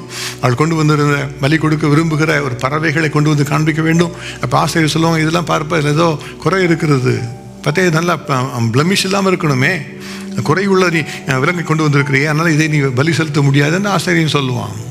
சொல்லிவிட்டு சொல்லுவாங்க, நீ இப்போ என்ன செய்யணும், அங்கே போய் வாங்கிக்கணும், நாங்கள் அப்ரூவ்டு வச்சுக்கோங்க, எல்லாம் அதுக்கு தான் வச்சுருக்கு, ரெடியா ஸ்டாக் இருக்குது, இந்த ஃப்ளாக்கெல்லாம் இதெல்லாம் அப்ரூவ்டு, நீ எங்கே போய் வாங்கிக்கன்னு சொல்லுவாங்க. அதுவும் கூட கொள்ளை, அதிகமான பணத்தை வாங்கி கொள்ளை அடித்து கொண்டிருந்தாங்க. அதெல்லாம் பார்த்து தான் இயேசுவின் இருதயம் பதைத்தது. ஆகவே தான் வந்து காசுக்காருடைய பலகைகளை கவிழ்த்து போட்டு புறாக்களை நோக்கி எடுத்து போய் வீட்டை வியாபார வீடாக்காது என்று சொல்லி அவர் மிகவும் கடுமையாக அவர் பேசினார். அவருக்கு தெரியும், இந்த சபை இந்த ஆலயம் அது தீட்டுப்படக்கூடாது, அது பரிசுத்தமாக இருக்க வேண்டும் என்று இயேசு முழங்கினார். ஆகவே தான் இயேசு இதை செய்தார். அது மாத்திரமல்ல, இயேசுவுக்கு தெரியும், இப்போ பாஸ்ஓவர் வரப்போகிறது, அந்த பஸ்கா வரப்போகிறது, அந்த பஸ்காவில் பலியிடப்படப்போகிற ஆட்டுக்குட்டி தான் என்பது அவருக்கு தெரியும். அதுதான் வீட்டுக்கு உரிமைக்காரன், அதுதான் இது என்னோட பிதாவின் வீடு என்று சொல்லியிருக்கிறாரே, இந்த பிதாவின் வீட்டை அவர் தான் பரிசுத்தமாக வைத்துக் கொள்ள வேண்டும். ஒரு மனிதன் எப்படி பஸ்காவுக்கு ஆயத்தப்படும் பொழுது தன் வீட்டை சுத்தப்படுத்துவானோ அப்படியாக இயேசு தன்னுடைய வீட்டுக்குள்ளாக வந்தார். அவர் வந்து அந்த வீட்டை பரிசுத்தப்படுத்தும்படியாக தன்னையே பலியாக கொடுக்க போகிறாரே, அதற்காகத்தான் அந்த இடத்தை பரிசுத்தப்படுத்தினார். அது மாத்திரமல்ல, முக்கியமாக இயேசு எதற்காக பரிசுத்தப்படுத்தினார்? ஒரு வைராக்கியம் அவருக்கு எதற்குள்ளாக வந்தது தெரியுமா? அவருக்கு தெரியும், இன்னும் 5 நாளைக்குள்ளாக ஒரு பஸ்கா நடக்கப் போகிறது, அதில் நான் பலியிடப்பட போகிறேன் சிலுவையிலே. நான் மரிக்கும் பொழுது நான் எல்லா ஜனங்களோடும் கூட தேவனுடைய பிரசன்னம் வரும்படியாக பரிசுத்த ஸ்தலத்துக்கும் மகா பரிசுத்த ஸ்தலத்துக்கும் இருக்கிற நடுவாக இருக்கிற திரைச்சலை கிழித்து விட போகிறேன். அப்போ தேவனுடைய மகா பரிசுத்தமான பிரசன்னம் மனிதர்களுக்குள்ளாக வர வேண்டும் அல்லவா? ஆனால் பரிசுத்தம் இல்லாத இடத்துல அந்த பரிசுத்தமான தேவனுடைய பிரசன்னம் வெளிப்பட முடியாது. இந்த ஆலயம் இப்படி அருவருப்பாக இருக்கும் பொழுது அதிலே தேவனுடைய வல்லமை வெளிப்பட முடியாது, என் பிதாவினுடைய மகிமை வெளிப்பட முடியாது என்பதற்காகத்தான் அதை ஆயத்தப்படுத்துவதற்காக என்னுடைய வைராக்கியத்தை அவர் வெளிப்படுத்தினார். எனக்கு மிகவும் பிரியமான இன்றைக்கு கர்த்தர் நம்ம மேலே ஒரு வைராக்கியம் உள்ளவராக இருக்கிறார். நம்முடைய மேலே கர்த்தர் மகிமை காணப்பட வேண்டும் என்று சொல்லி பரிசுத்த மகாபரிசுத்த ஸ்தலத்தின் ஒரு மகிமை நம்முடைய வாழ்க்கையில் வெளிப்பட வேண்டும் என்று சொல்லி கர்த்தர் விரும்புகிறார். ஆனால் அதற்கு முன்பாக நம்முடைய வாழ்க்கையில் நடக்க வேண்டிய காரியம் ஒன்று இருக்கிறது. அதுதான் அவரால் வருகிற ஒரு பரிசுத்தம். இன்றைக்கு இந்த எரேமியா தீர்க்கதரிசி புத்தகத்தை வாசித்ததை குறித்து நம்ம யோசித்து தியானிக்க வேண்டும். கர்த்தாவே, என்னுடைய வாழ்க்கையின் பாவம் என்ன, என்னுடைய வாழ்க்கையின் அக்கிரமம் என்ன, நானுடைய சமூகத்தில் வந்து கர்த்தாவே இந்த அருவருப்புகளை எல்லாம் செய்வதற்காக விடுதலை பெற்றிருக்கிறது சொல்ல வரக்கூடாது. கர்த்தாவே, என்னுடைய குடும்பத்தை என்னுடைய வாழ்க்கையிலே ஒரு பரிசுத்தத்தை தாரும் என்று சொல்லி நம்ம கேட்கும் பொழுது அன்றைக்கு பரிசுத்தப்படுத்த அதே இயேசு கிறிஸ்து இன்றைக்கும் கூட நம்முடைய பரிசுத்தத்தை நம்ம எல்லாருக்கும் தருவார். அதுதான் தேவன் இயேசு கிறிஸ்துவின் ஒரு பெரிய ஒரு வைராக்கியம் என்று சொல்லி நம்ம பார்க்கிறோம். அது இயேசு ஒரு வைராக்கியம் உள்ளவர், தன்னுடைய பிதாவின் வீட்டை குறித்து வைராக்கியம் உள்ளவர் என்பதை அவரை குறித்து நாம் அறிந்து கொள்ளலாம். இரண்டாவதாக இயேசுவை குறித்து நம்ம என்ன அறிந்து கொள்ளலாம்? அந்த நாட்களில் நடந்த பொழுது இயேசு கிறிஸ்து அதிகாரம் உள்ளவர். முதலாவதாக அவர் வைராக்கியம் உள்ளவர், இரண்டாவதாக அவர் அதிகாரம் உள்ளவர். அவருக்குத்தான் முழு அதிகாரம் இருக்கிறது. ஒரு தேவனுடைய வீட்டில் நடக்க வேண்டிய காரியங்களை செய்வதற்கு அவருக்குத்தான் அதிகாரம் உண்டு. மத்தேயு சுவிசேஷம் 21வது அதிகாரம் 23வது வசனத்தில் பார்க்கும் பொழுது எல்லா பிரதான ஆசாரியர்களும் ஜனத்தின் மூப்பரும் வந்து அவரது கேட்கிறார்கள். எப்போ கேட்கிறார்கள்? இயேசு எல்லாரையும் அடித்து விரட்டின பின்பு, அந்த இடத்தை பரிசுத்தப்படுத்தின பின்பு அவர் தெய்வாலயம் உட்கார்ந்து உபதேசம் பண்ணி கொண்டிருக்கிறார். அப்பொழுது வந்து அவர் கேட்கிற கேள்வி என்ன? நீர் எந்த அதிகாரத்தினால் இவைகளை செய்கிறீர்? இந்த அதிகாரத்தை உமக்கு கொடுத்தவர் யார் என்று கேட்டார்கள். இப்போ யோசித்து பாருங்க, அவன் வந்து கேட்கும் பொழுது இதெல்லாம் செய்யக்கூடாதுப்பா, நாங்கள் இது சபையில் நடக்கக்கூடாது செய்தீங்க என்று சொல்லி யாரும் சொல்லலை. அவர் செய்த காரியத்தை ஏன் செய்தார் என்று அவர் யாரும் கேட்கல. ஆனால் என்ன அதிகாரத்தில் இதை செய்தீர் என்று தான் அவரை பார்த்து கேட்கிறார்கள். நீங்கள் எது எல்லாம் செய்றீங்கப்பா, இதெல்லாம் செய்ததெல்லாம் சரிதான், அந்த தவறு இயேசு செய்தது தவறு என்று யாரும் அவர்கள் குற்றம் சாட்டவில்லை. ஆனால் உமக்கு இந்த அதிகாரத்தை கொடுத்தது யார்? நாங்கள் தான் இங்கே அதிகாரத்தில் இருக்கிறோம், நாங்கள் தான் பிரதான ஆசாரியர்கள், எங்களுக்கு தான் அதிகாரம் உண்டு, எங்களுக்கு கேட்க உனக்கு யாரையும் அதிகாரம் கொடுத்தது? அதுதான் அவர் கேட்கிற கேள்வி. அவர் பாருங்க, இயேசு சொன்ன காரியத்தை முழுமையாக விளங்கி கொள்ள வேண்டும். அவர் பேசின காரியத்தை யோசித்து பார்க்கும் பொழுது இந்த குறிப்பிட்ட பகுதி அதிகமாக என்னுடைய வாழ்க்கையில எனக்கு நான் யோசித்து பார்த்த பொழுது என்னை நடுங்க செய்தது. இப்போ இயேசு அதை குறித்து சொல்லும் பொழுது ஒவ்வொரு சுவிசேஷத்திலும் ஒவ்வொரு விதமான காரியத்தை குறித்து விளக்கம் சொல்லப்பட்டு இருக்கிறது. அதை நம்ம சேர்த்து வைத்து நம்ம யோசித்து பார்த்தா தான் நமக்கு தெரியும். முதலாவதாக இயேசுவை பார்த்து அதிகாரம் யார் கொடுத்தது என்பதை கேட்ட கேள்வி இது முதலாவது தரம் அல்ல. நாம் பார்க்கிற இந்த படத்தில் பார்க்கிறோம் அல்லவா, ஒரு திமிர்வாதக்காரனை எல்லாம் இறக்குகிறார்கள், கூரை வழியாக இறக்குகிறார்கள் இயேசுக்கு முன்பாக. இயேசு அவனை பார்த்து முதலாவது சொல்கிறார், மகனே திடங்கொள், உன் பாவங்கள் உனக்கு மன்னிக்கப்பட்டது. உடனடியாக சொன்னது யாரு? ஆனால் இவன் யார் பாவங்களை மன்னிப்பதற்கு? அந்த பாவத்தை மன்னிக்கிற ஒரு மனிதனுக்கு ஒரு தேவை என்பதை குறித்து யாரும் யோசிக்கவில்லை. இவர் யார் மன்னிப்பதற்கு என்று சொல்லி அவருடைய அதிகாரத்தை தான் கேள்வி கேட்டார்கள். உடனடியாக இயேசு பதில் சொன்னது என்ன? பூமியிலே பாவங்களை மன்னிக்க மனுஷகுமாரனுக்கு அதிகாரம் உண்டு என்பதை நீங்கள் அறிய வேண்டும் என்று இயேசு கற்றுக் கொடுத்தார். மறுபடியும் இயேசு சொன்ன காரியம் என்ன? இதோ பரலோகத்திலும் பூலோகத்திலும் சகல அதிகாரம் எனக்கு கொடுக்கப்பட்டிருக்கிறது சொல்லி சீஷரை பார்த்து இயேசு சொன்னார். அதான் அதிகாரம் உள்ளவர். அது கொடுக்கப்பட்டிருக்கிற அதிகாரம் பரலோகத்திலிருந்து கொடுக்கப்பட்ட ஒரு அதிகாரம். அந்த அதிகாரத்தை இயேசு தெளிவாய் அறிந்திருந்தார். ஆகவே அந்த அதிகாரத்தை நிரூபித்து காண்பித்திருக்க முடியும். ஆனால் அவர் சொன்ன காரியத்தை பார்க்கும் பொழுது இயேசுவின் உள்ளத்தை நாம் நன்றாக அறிந்து கொள்ளலாம். முதலாவதாக இயேசு சொன்ன காரியம் என்ன? இந்த கேள்விக்கு பதிலாக ஒரு 3 விதமான காரியங்களை இயேசு சொன்னார் என்று இந்த 3 சுவிசேஷத்திலிருந்து உள்ள காரியங்களை அறிந்து கொள்ளலாம். முதலாவதாக அதை குறித்து அவர் பதிலாக ஒரு கேள்வியை கேட்டார் என்பதை குறித்து ஒரு சுவிசேஷத்தில் பார்க்கிறோம். இயேசு ஒரு உவமையை சொன்னார் என்று இன்னொரு சுவிசேஷத்தில் பார்க்கிறோம். மூன்றாவதாக இயேசு மற்றொரு உவமையை சொல்லி எப்படி ஒரு அதிகாரத்தை நான் பெற்றுக்கொண்டேன் என்பதை குறித்து சொன்னார் என்பதை குறித்து பார்க்கிறோம். அந்த எல்லாவற்றையும் யோசித்து பார்க்கும் பொழுதுதான் இயேசு என்ன சொல்ல வருகிறார் என்பதை நம்ம அறிந்து கொள்ளலாம். முதலாவதாக இயேசு சொன்ன பதில் என்ன தெரியுமா? மத்தேயு சுவிசேஷம் 21வது அதிகாரம் 24 முதல் 27 வசனங்களிலே இயேசு அவர்களை பார்த்து பதிலுக்கு ஒரு கேள்வியை கேட்கிறார். சரி, இந்த அதிகாரத்தை நான் எப்படி பெற்றுக்கொண்டேன், யாருக்கு அதிகாரத்தை தந்தாக என்று கேட்கிறீர்கள் அல்லவா? நானும் உங்களிடத்தில் ஒன்று கேட்கிறேன், நீங்கள் அதற்கு பதில் சொன்னால் நானும் இதற்கு பதிலை சொல்லுகிறேன் என்று இயேசு சொல்லுகிறார். மத்தேயு 21வது அதிகாரம் 24 முதல் 27. கேட்ட கேள்வி என்ன? யோவான் கொடுத்த ஸ்நானம் தேவனால் உண்டாயிற்றோ மனுஷரால் உண்டாயிற்றோ யாரால் உண்டாயிற்று என்று கேட்டார். அவள் கேட்டாங்க ஒரு கேள்வி, யார் அதிகாரத்தை கொடுத்தது என்று சொல்லி. இயேசு மறுபடியும் வேறு ஒரு கேள்வி அவளுக்கு கேட்கிறார். அப்ப இயேசு எதற்காக இந்த கேள்வி கேட்கிறார்? அவருடைய உள்ளத்தின் ஆழத்தில் இருக்கிறதை, அவருடைய உண்மையான உள்ளத்தை வெளிப்படுத்துவதற்காக இயேசு அந்த கேள்வியை அவளை பார்த்து கேட்கிறார். எல்லாம் வராங்கப்பா, யோவானில் ஞானஸ்நானம் பெற்றுக்கொண்டு போகிறாங்க, யார் அந்த அதிகாரத்தை கொடுத்தது என்று கேட்ட உடனே அவங்களாம் யோசித்து பார்க்குறாங்க. மனுஷராக உண்டாயிட்டு சொன்ன செய்வாங்க, மகள்லாம் கல்லறிய போகிறாங்க. தேவனாக உண்டாயிட்டா கேட்பார், ஏன் ஏப்பா அவங்களை விசுவாசிகள் கேட்பார், மாட்டிட்டோமே என்ன சொல்கிறது, தெரியாதுன்னு சொன்னாங்க. பாருங்க, இயேசுவோட உள்ளத்தின் உண்மையான நிலைமை வெளிப்படுத்து. மாய்மாலத்தோடு கேட்கிற கேள்விகளை இயேசுவுக்கு தெரியாதா? இயேசு இருதயங்களை அறிந்திருக்கிறவர் அல்லவா?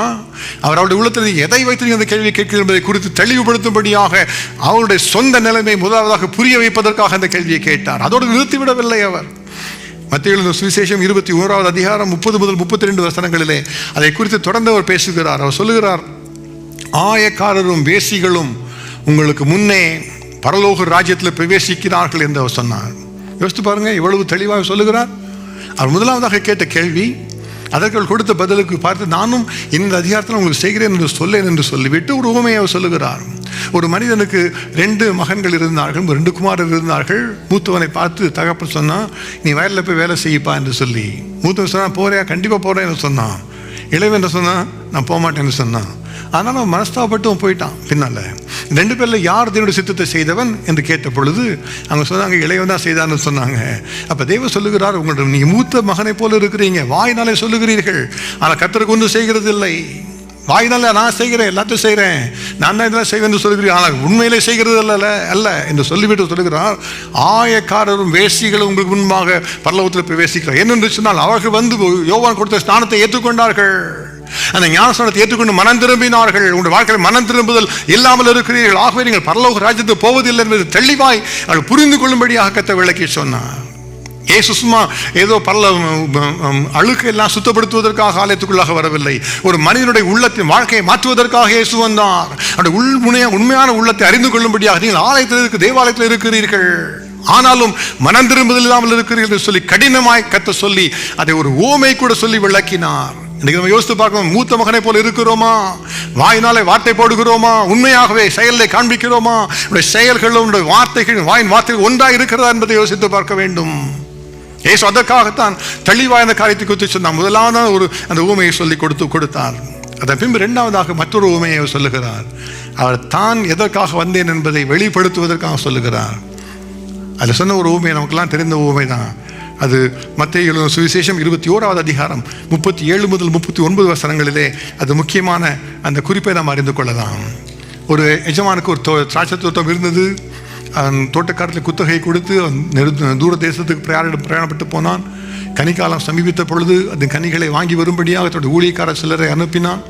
அவர்களை அடித்து அனுப்பிவிட்டார்கள். வெறுமையாக அவர்களை காட்டில் அதிக கனமுள்ள வேலையாட்கள் அனுப்பினான். அவர்களையும் அவர்கள் அடித்து விரட்டி விட்டார்கள். 3வதாக என்னுடைய ஒரே குமாரனுக்கு அஞ்சுவார்கள் என்று எண்ணி அவனை அனுப்பினான். அவர்கள் என்ன செய்தார்கள், இவன் சுதந்திர வழி, இவனை கொண்டால் திராட்சை தோட்டம் நம்முடையதாகும் என்று சொல்லி அவனை திராட்சை தோட்டத்துக்கு புறம்பே தள்ளி கொலை செய்தார்கள். அப்பொழுது திராட்சை தோட்டத்தின் எஜமான் என்ன செய்வான், அவன் வந்து இந்த கொடியரை கடுமையாய் அழித்து ஏற்ற காலத்திலே தன்னுடைய கன்னிகளை தருகிற வேறே திராட்சை தோட்டக்கார இடத்துல தோட்டத்தை குத்தகை கொடுப்பான் அல்லவா என்று இயேசு கேட்டார். அவர் சொன்ன காரியம் இதுதான், நான் இந்த உலகத்திலே வந்திருக்கிறேன், நான் என்னுடைய சபைக்குள்ளாக வந்திருக்கிறேன், என்னுடைய ஆலயத்துக்குள்ளாக வந்திருக்கிறேன். ஆனால் நீங்களோ அந்த அக்கிரமான திராட்சை தோட்டக்காரரை போல தீர்க்கதரிசிகளை கொலை செய்தவர்கள், எனக்கு முன்பாக வந்த பல தீர்க்கதரிசிகளை கொலை செய்தவர்கள், இப்பொழுது என்னையும் கொலை செய்வீர்கள் என்று சொல்லி இயேசு தெளிவாய் வரப்போகிறவைகளை அவளுக்கு புரிந்து கொள்ளும்படியாக விளங்க பண்ணினார். ஆனால் பாருங்க, அவங்களாம் கேட்டாங்க, அவங்கெல்லாம் இந்த ஊமையை தங்களை குறித்து பேசினார் என்று சொல்லி அவரை பிடித்துக்கொள்ள வகை தேடினார்கள். தங்களுக்கு சொல்லிருந்தால் இந்த மனம் திரும்பவில்லை. எப்பொழுதும் இன்றைக்கி பார்க்க அனைவருடைய வாழ்க்கையில் அப்படி தான். சொன்னால் என்னை பற்றி இதான் பேசிட்டாங்க சொல்லுவாங்க, ஆனால் மனம் திரும்ப மாட்டாங்க. ஏதாவது வசனம் வந்தால் போதும், வசனத்தை கேட்டு மனம் திரும்புகிற வாழ்க்கை வராது. யார் இதை சொல்லுவது, இதுக்கு இவருக்கு தான் அதிகாரம் உண்டு என்று கேட்பார்கள், அல்லது தாங்கள் தான் நியாயவாதிகள் சொல்லிக்கொண்டு எப்படி இந்த வார்த்தை நிறுத்துவது என்று யோசிப்பார்கள். இன்றைக்கு சபையிலே தேவன் அதை மாற பண்ணுவதற்காகத்தான் கர்த்தர் ஆலயத்துக்குள்ளாக வந்தார். 2வதாக இதுதான் கொடுத்த உத்தரவு. முதலாவதாக அவர் சொன்ன காரியம், யோவானை குறித்து கேள்வி கேட்டு நீங்கள் பரலோகத்து ராஜ்யத்துக்கு போவதில்லை என்று சொன்னார். அதன் பின்பு தீர்க்கதரிசிகளை குறித்து எல்லாத்தையும் சொல்லி என்னையும் கொலை செய்வீர்கள் என்று சொல்லி சொன்னார். அதன் பின்பு தன்னுடைய உண்மையான அதிகாரத்திற்கு என்ன அடையாளம் என்பதை குறித்து இயேசு ஒரு உத்தரவு கொடுத்தார். யோவான் எழுதின சுவிசேஷம் 2வது அதிகாரம் 18 முதல் 22 வசனங்கள் இயேசு தெளிவாய் சொன்னார். எங்கேருந்து போகிற அதிகாரம் வந்தது? அவர் சொன்ன காரியம் என்ன, இந்த ஆலயத்தை இடித்து போடுங்கள், 3 நாளைக்குள்ளே அதை எழுப்புவேன் என்று இயேசு சொன்னார். ஹல்லேலூயா. வரப்போகிற நாளில் நீங்கள் கொலை செய்வீர்கள், ஆனால் 3 நாளைக்குள்ளே நான் உயிரோடு எழுந்திருப்பேன். அவர் சொன்னாங்க, இந்த ஆலயத்தை கட்ட 46 வருஷம் சென்றதே, இதை 3 நாட்களில் கட்டி எழுப்புவீரோ என்று கேட்டார்கள். அவரோ தம்முடைய சரீரமாகிய ஆலயத்தை குறித்து அவர் சொன்னார். பாருங்கள், முதலாவதாக அவர் ஆலயத்தை சுத்தப்படுத்தினார். ரெண்டாவது அந்த உள்ள மக்களை சுத்தப்படுத்தபடி அவருடைய உள்ளத்தின் காரியங்களை முதலாவதாக மாய்மாலத்தை வெளிப்படுத்தினார். அவள் தன்னை கொலை செய்வாள் என்பதை திக்கு தரிசனமாக கற்றுக் கொடுத்தார். அதன் பின்பு தன்னுடைய அதிகாரத்தை நான் எப்படி பெற்றுக்கொண்டேன் என்பதை அவள் அறிந்து கொள்வதற்கு ஒரு அடையாளமாய் சொல்லுகிறார். 3 நாளிலே நான் உயிரோடு எழுந்திருப்பேன் என்று சொல்லுகிறார். அதுதான் இயேசுவின் காரியம். அப்போ இயேசு எந்த காரியத்தை மறைமுகமாக சொல்லுகிற தேவன் அல்ல, அவர் எல்லாத்தையும் வெளிப்படையாய் பேசுகிறவர். ஆனால் புறங்கூறுகிற தேவன் அல்ல, நேரடியாக நம்மோடு கூட பேசுகிறவர். அதை கேட்ட ஒவ்வொருவரும் மனம் திரும்பி இருந்தால் அந்த வித்தியாசமாய் காரியம் நடந்திருக்கும். ஆனால் இயேசு எல்லாவற்றையும் தெளிவாய் அவளுக்கு கற்றுக் கொடுத்தார். ஆக முதலாவதாக இயேசு வைராக்கியம் உள்ளவராய் வெளிப்பட்டார். இரண்டாவதாக அவர் அதிகாரம் உள்ளவராய் வெளிப்பட்டார். அவர் கேட்ட கேள்விக்கு தெளிவாய் அவர் பதில் சொல்லி என்னுடைய அதிகாரம் எங்கே இருந்து வந்திருக்கிறது என்பதை அவள் புரிந்து கொள்ளும்படியாக அவர் செய்தார். யாருக்கும் அவர் கட்டுப்பட்டு நிற்கவில்லை, பயந்து நிற்கவில்லை. மூன்றாவதாக இயேசுவை குறித்து என்ன அறிந்து கொள்கிறோம்? இதே இயேசு கிறிஸ்து இன்றைக்கும் அதே இயேசுவாகத்தான் இருக்கிறார். இன்றைக்கும் பரிசுத்தப்படுத்துகிறவராக தான் இருக்கிறார். இன்றைக்கும் சபையை பரிசுத்தப்படுத்துகிறவர் நம்முடைய தேவனாகிய கர்த்தர் என்பதை நாம் மறந்து போகக்கூடாது. இன்றைக்கு அவர் விரும்புகிற காரியம் என்ன? இயேசு கிறிஸ்து சபை பரிசுத்தப்படுத்தப்படுவதற்காகத்தான் தன்னை அர்ப்பணித்துக் கொண்டார். வேதம் சொல்லுகிறது, எபேசியர் 5வது அதிகாரம் 25 முதல் 27 வசனங்களிலே, கிறிஸ்துவும் சபையிலே அன்பு கூர்ந்து தாம் அதை திருவசனத்தை கொண்டு தண்ணீர் முழுக்கினால் சுத்திகரித்து பரிசுத்தமாக்குகிறதற்கும் கரை திரை முதலானவைகள் ஒன்றுமில்லாமல் பரிசுத்தமும் பிழையற்றதுமான மகிமையுள்ள சபையாக அதை தமக்கு முன் நிறுத்தி கொள்வதற்கும் தம்மை தாமே அதற்காக அவர் ஒப்பு கொடுத்தார். யோசித்து பாருங்க, இயேசு எதற்காக இந்த உலகத்தில் வந்தார்? அவர் தன்னுடைய அந்த நாட்டில் இருந்த ஆலயத்தை மாத்திரம் சுத்தப்படுத்தும்படியாக வரவில்லை, அங்குள்ள மக்களை சுத்தப்படுத்துவதற்காக, லேவியரை சுத்தப்படுத்தும்படியாக, அவளை ஆசீர்வதிப்பதற்காக அவர் வந்தார். அவர் சுத்தப்படுத்தப்பட்டால் தான் ஆசீர்வாதம் முடியும், ஒரு மகிமை வர முடியும் என்பதை குறித்து இயேசுவுக்கு தெரியும். இன்றையும் கூட சபை தேவனுடைய மகிமை பெற்றுக்கொள்ள வேண்டும் என்று சொன்னால் சபை பரிசுத்தமாய் இருக்க வேண்டும், சபை பிழையற்ற பரிசுத்தமாய் இருக்க வேண்டும். அதற்காக தான் இயேசு இந்த உலகத்தில் வந்தார். இன்றைக்கு நமக்காக அவர் சிந்தின ரத்தத்தினால் நமக்கு பாவ மன்னிப்பின் விடுதலை நமக்காய் கொடுக்கப்பட்டிருக்கிறது.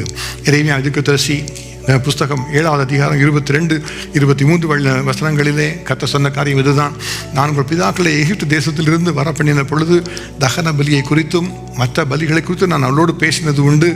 ஆனால் அவை எல்லாவற்றை பார்க்கலும் அதிகமாக என் வாக்குக்கு செவி கொடுங்கள், அப்பொழுது நான் உங்கள் தேவனாய் இருப்பேன். நீங்கள் என் வழிகளில் நடந்தால் நான் உங்கள் தேவனாய் இருப்பேன். நான் உங்களுக்கு கற்பிக்கும் எல்லா வழியிலும் நீங்கள் உங்களுக்கு நன்மை உண்டாகும்படி நடவுங்கள் என்று தான் நான் கட்டளையிட்டேன் என்று கர்த்தர் சொல்லுகிறார்.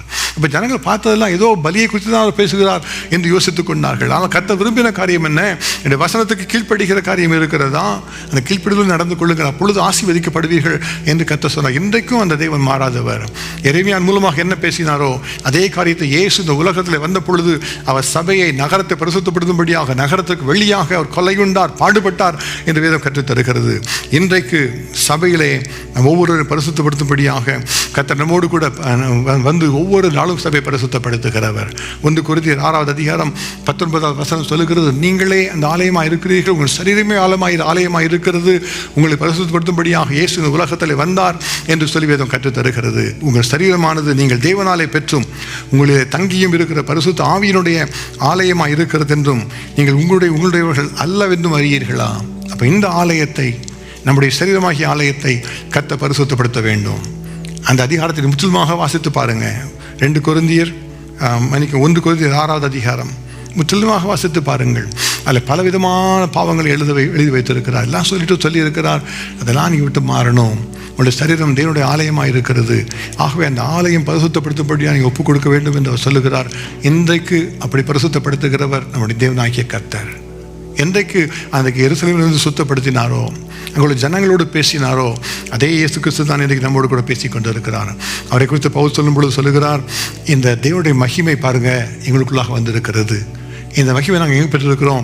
மண்பாண்டங்களை பெற்றிருக்கிறோம். கிறிஸ்துவின் அறிவாகிய ஒரு மகிமையின் ஒளி எங்களுக்குள்ளாக பிரகாசமாக இருப்பதற்காக நாங்கள் இந்த மண்பாண்டங்களை பெற்றிருக்கிறோம் என்று சொல்லுகிறார். அந்த ஒளி எப்பொழுது வெளிப்படுகிறது தெரியுமா? எப்பொழுது நம்முடைய பாவங்கள் நீங்குகிறதோ, எப்பொழுது அந்த தேவாலயத்தில் உள்ள அசுத்தங்கள் நீக்கப்பட்டு அந்த திரை கிழிக்கப்பட்டு அந்த வெளிச்சம், அந்த பிரகாசம், அந்த மகிமை கடந்து வந்ததோ, அப்படியாக என்றைக்கு நம்முடைய வாழ்க்கையில் நம்முடைய இருதயத்தில் உள்ள அழுக்குகள், சிந்தனைகளில் உள்ள பாவங்கள் எல்லாம் விலகுகிறதோ, எப்பொழுது நம்ம சரீரம் பரிசுத்தமாக இருக்கிறதோ, அப்பொழுது இந்த மகிமை நமக்குள்ளாய் கடந்து வரும். அதுதான் இயேசு கிறிஸ்துவின் காரியம். அவர் முதலாவதாக அவர் பரிசுத்தப்படுத்தும்படியாக வந்து வைராக்கியத்தோடு எழுந்து வருகிறவர், அதிகாரம் உள்ளவர். மூன்றாவதாக பரிசுத்தத்திற்காக தம்முடைய ஜீவனை கொடுத்து இன்றைக்கும் நம்மை பரிசுத்தம் செய்கிறவர். அதுதான் நம்முடைய தேவனாகிய கர்த்தர். வேதம் என்ன சொல்லுகிறது? 1 தெசலோனிக்கேயர் 4:3 நமக்கெல்லாம் நன்றாக தெரிந்த ஒரு வசனம் தான். For this is the will of God, your sanctification. நீங்கள் பரிசுத்தம் உள்ளவர்களாக இருக்க வேண்டும் என்பதே தேவனுடைய சித்தமாக இருக்கிறது. இன்றைக்கு அந்த பரிசுத்தப்படுத்துகிற கர்த்தர் நம்முடைய மத்தியில் பிரசன்னமாகி இருக்கிறார். நம் ஒவ்வொருவரையும் பரிசுத்தப்படுத்தும்படியாக, தமக்காக எழுப்பி நிற்கும்படியாக செய்கிற தேவன். நம்ம எழுப்பி இருக்கலாம். சில நிமிஷ நேரம் ஜெபிக்க போகிறோம். கர்த்தா, என்னுடைய வாழ்க்கையில் நான் எந்த இடத்துல இருந்து பரிசுத்தத்தை நான் பெற்றுக்கொள்ள வேண்டும்? அன்றைக்கு தேவாலயத்துக்குள்ளாக வந்து கர்த்தாவே லேவியரை பரிசுத்தப்படுத்தும்படியாக வந்தீர். தேவாலயத்தில் கர்த்தாவே கொடுக்கப்படுகிற காணிக்கை பரிசுத்தமாக இருப்பதற்காக தேவாலயம் சுத்தப்படுத்தும்படியாக வந்தீர். தேவாலயத்தினுடைய மகிமை கடந்து வரும்படியாக கர்த்தாவே அந்த அசுத்தங்கள் நீங்கி அந்த மகிமை கடந்து வருவதற்காக நீர் அங்கே வந்தீர். தகப்பனே, இன்றைக்கும் என்னுடைய வாழ்க்கையிலே நீர் பரிசுத்தப்படுத்த வந்திருக்கிறீரே. நான் அதற்காக அதற்காக நேர்பணிக்கிறேன். இயேசுவே, உடைய ரத்தத்தை நான் விசுவாசிக்கிறேன் ராஜா, ரத்தத்தை நான் விசுவாசிக்கிறேன். இன்றைக்கு நம்முடைய வாழ்க்கை குறித்து யோசித்து பார்க்கலாம். வேதம் ஒரு காரியத்தை நமக்கு சொல்லுகிறது. சத்தியத்தை அறிகிற அறிவை அடைந்த பின்பு அவன் மனப்பூர்வமாய் பாவம் செய்கிறவர்களாய் இருந்தால் அதற்கு பின்பு அவன் ரட்சிப்பதற்காக வேறு வழியே இல்லை என்று வேதம் கற்றுத்தருகிறது. யோசித்து பாருங்க. நம்ம எல்லாரும் ரட்சிப்பை அடைகிற அந்த அறிவை நாம் அடைந்து கொண்ட பின்பு மனப்பூர்வமாய் பாவம் செய்கிறவர்களாக இருந்தால் பாவங்களை நிமித்தம் செலுத்தத்தக்க வேறு ஒரு பலி இனி இராமல் நியாய தீர்ப்பு வரும் என்கிற பயத்தோடு இருக்கிற எதிர்பார்க்குதல் தான் நமக்குள்ளாக இருக்குமா? எபிரேயர் 10:26-27 அப்படி சொல்லுகிறது. பாவங்கள் நிமித்தமாக செலுத்தப்படுகிற பலி என்று நமக்கு ஒன்று தான் உண்டு. அது தேவாதி தேவனாகிய இயேசு கிறிஸ்து. அவரை அறிந்த பின்பு, அந்த பலியாகிய இயேசு கிறிஸ்துவின் நன்மையை பெற்றுக்கொண்ட பின்பு அவன் மனப்பூர்வமாய் பாவம் செய்கிறவர்களாக இருந்தால் அந்த பாவத்தை நிமித்தம் செலுத்தத்தக்க பலி வேறொன்று இராமல் நியாய தீர்ப்பு வரும் என்று எதிர்பார்த்திருக்கிற அந்த எதிர்பார்ப்பு தான் நமக்குள்ளாக காத்திருக்குமா? இது ஆராய்ந்து பார்க்கலாம். கர்த்தாவை நம்ம ஏற்றுக்கொண்ட பின்பு சில பாவங்களை சென்றிருக்கிறேன். ரட்சிப்புக்குள்ளாக வந்த பின்பு கூட நான் பாவத்தில் நான் வாழ்ந்திருக்கிறேன். இப்போ அப்படிப்பட்ட பாவங்களை தான் விட்டு வெளியே வந்து மறுபடியுமாக அந்த உடன்படிக்கைக்குள்ளாக என்னை புதுப்பித்துக் கொள்ள விரும்புகிறேன். கர்த்தருடைய ஆலயத்தின் வாசல் என்று பேசுங்க என்று சொன்னீங்களே, நான் அந்த ஆலயத்துக்குள்ளாக வந்திருக்கிறேன். கர்த்தாவே, நீங்கள் என்னோடு பேசின வார்த்தைகளை நான் ஏற்றுக்கொள்ளுகிறேன். கர்த்தாவே, என்னை பரிசுத்தப்படுத்தும். இது பரிசுத்தப்படுத்துகிறவர் அல்லவா? இன்றைக்கு உடைய ரத்தம் ஒரு விசை கூட என்னை சுத்திகரிக்கட்டும். அவனுடைய சமுத்திர உடன்படிக்கையோடு நான் இருக்கட்டும். அதற்காக அர்ப்பணிக்கிறேன். உண்மையாக அர்ப்பணிக்கிறவர்கள் தயவாக இந்த கரங்களை உயர்த்தி அர்ப்பணித்து நீங்கள் செவியுங்க. God bless you. God bless you. God bless you. God bless you. God bless you. God bless you. God bless you. God bless you. God bless you. God bless you. God bless you. நம்ம ஜெபிக்கும் பொழுது கரங்களை ஏன் உயர்த்து சொல்லுவோம் சொன்னால், இது ஒரு ட்ரெடிஷன் அல்ல.